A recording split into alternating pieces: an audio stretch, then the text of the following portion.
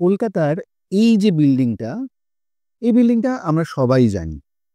আজও দাঁড়িয়ে আছে এক রাশ ইতিহাস নিয়ে ছাতা মাথায়। হ্যাঁ, রাজভবন। কিন্তু এটা জানা আছে কি যে ভারতের প্রথম লিস্ট এই রাজভবনেই বসানো হয়েছিল 1892। তখন রাজভবনে থাকে ব্রিটিশ গভর্নর জেনারেল। তিনি একদিন বললেন, সিঁড়ি বেয়ে আর হাঁপাতে চাই না। ওনাদের তো নানান ধরনের খামখেয়ালি।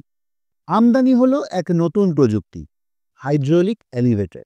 এটা ছিল ওটিস এলিভেটর কোম্পানির বানানো, যেটা শুধু দড়ি নয়, ওয়াটার প্রেশারের মাধ্যমে উঠতো আর নামতো। ভাবুন একবার, 1892 সালে কলকাতায় লিফট।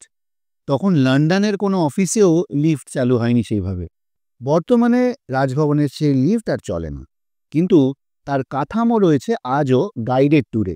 শুধু লিফট নয়, এখানে আরও কয়েকটা জিনিস ছিল, যেমন হিট রেজিস্ট্যান্ট রুফ, মানে গ্রীষ্ম প্রতিরোধক ছাদ, গোপন সুড়ঙ্গ এবং রিভলভিং ডোর। রাজভবন শুধু গভর্নরের বাসভবন নয়, এটা একটা চলমান টাইম মেশিন। এরকমই বিভিন্ন জায়গার ইতিহাস এবং বিভিন্ন বিষয়ের ইতিহাস জানতে please subscribe our YouTube channel history Avenue and follow our Instagram and Facebook page History Avenue. Thank you.